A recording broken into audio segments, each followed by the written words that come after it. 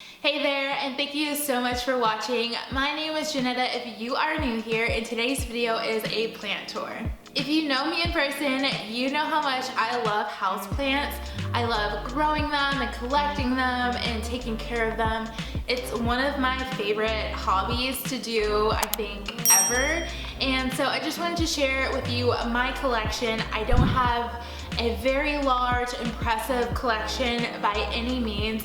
I just have the perfect amount of plants for my space, and they make me happy when I look at them, so I wanted to share my collection with you. I think I filmed a houseplant tour like last year, so a few plants didn't make the cut, and I've added quite a bit to my collection. So if you want to see my plant tour, then keep on watching. So the first plant in my tour is my Hoya carnosa plant. I have two of them, a regular jade color and then a variegated one. These are also known as wax plants, and they are absolutely beautiful. They actually flower, and I've heard that they are very sweet smelling. Hopefully in the next couple of years mine will, but they're so beautiful. They trail, people have them for years and years and collect them and pass them down. So I'm hoping I'm able to do that with my Hoya collection. The variegated ones are so beautiful. They have like a pink tinge to it, and then they come into a milky white color. Definitely a really easy plant for me. I've never had any issues with my Hoyas. I feel like mine are growing so fast. It's crazy compared to when I first got them. Moving on to my absolute favorite plant, the Peperomia. If you ever asked me what my favorite plant was, it would be the obtusifolia, and I have two of them. I have the normal variegated, and then I have one that's called the Golden Gate, I believe.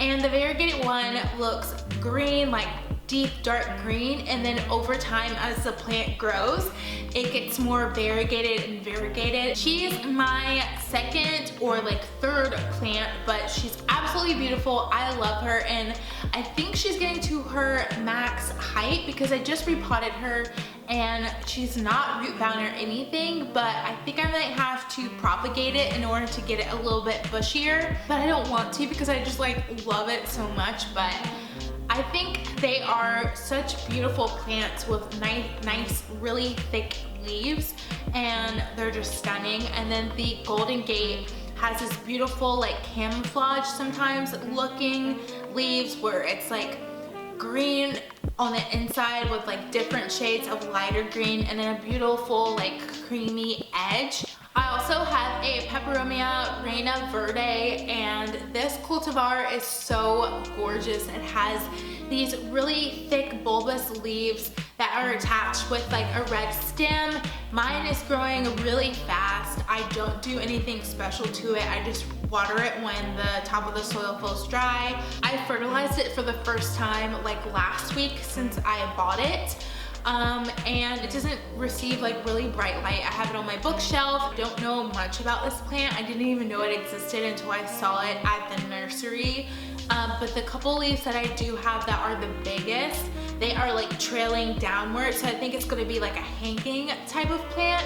It kind of looks like a Peperomioides, but like a giant version. Moving on to the Monstera. This is a Instagram worthy plant. If you have a house plant, 9 times out of 10 you will have a Monstera. I think it adds a really nice like tropical touch to your home. I love mine. In my last plant tour, I told you that I got this one from cutting, and it's really rewarding to see it grow from such a really tiny plant to how big it is today, and it's nowhere near mature size. So hopefully I get a couple of new leaves. I only got one so far this year. I also got an Addisoni, which is new. My friend Nikki gave it to me for my birthday. It's growing like a weed. It is a cutting. Well, I want to get a pole and like have it go on the pole. That way the leaves can get a little bit bigger. So hopefully when we're able to go out and venture to the stores again, I can get a couple of poles for my plants so they can just get larger and bigger and beautiful, and I just cannot wait for it to look like that. Next, on to my coffee plant. I've definitely had this plant for like 3 years, and you can't really tell that I've had it that long. It is so small, so slow growing and compact. When I first bought it, I didn't really understand the proper care for it, but now I feel like I have it in a good spot. Been fertilizing it, giving it some humidity, just so it can thrive, and I think it's gonna do a lot better. These get around like 6 feet tall.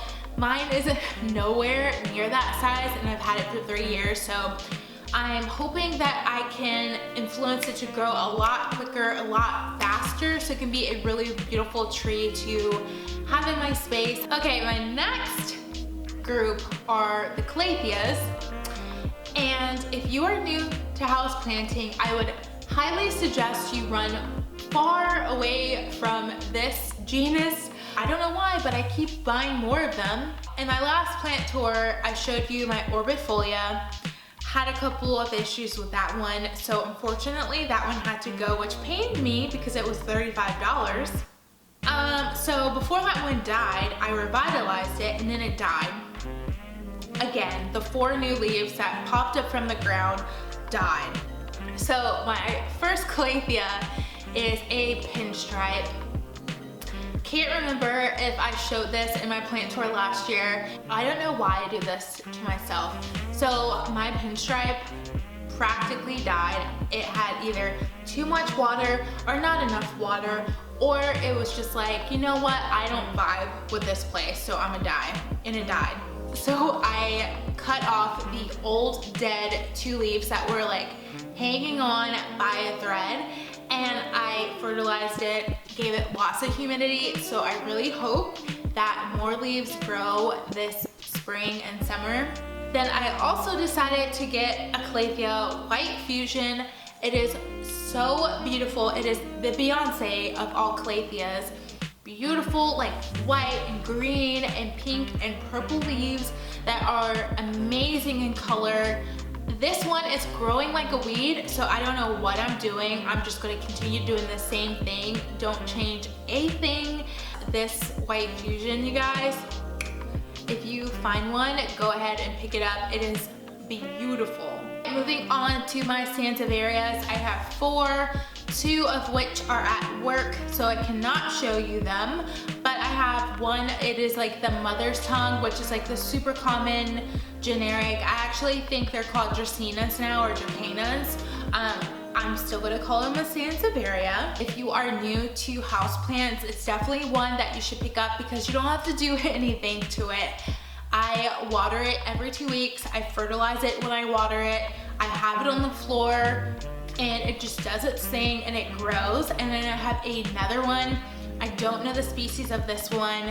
Another Instagram favorite plant is the fiddle leaf fig, and this is my newest plant. And I think the fiddle leaf fig is one of the most difficult plants besides calatheas, because you have to have like the perfect sun, the perfect lighting for this plant, and I don't know if I'm able to do it justice, so we'll see. It did get acclimated to my house, and the bottom leaves fell off, so I'm hoping no more leaves fall off of this plant and that it can just grow.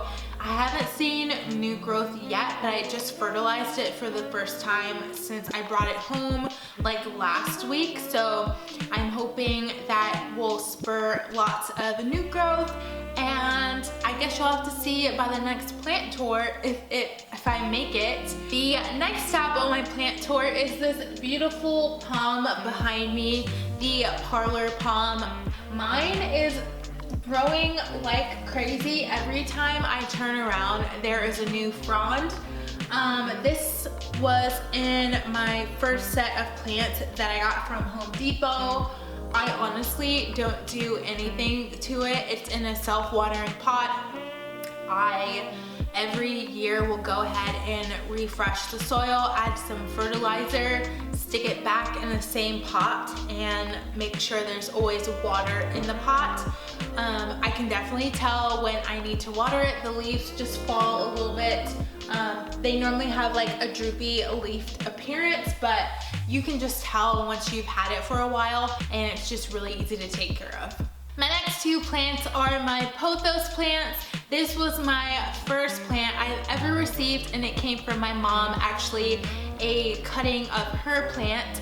I love pothos. I feel like they're not very popular because they're kind of like known as that office plant that people have. And I have a regular variegated one, and then I have an Enjoy pothos.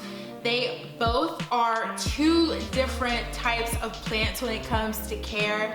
My normal like Peperomia aurorum, like jade looking one, grows so fast. It's so easy to propagate. I've actually given a cutting to a friend before.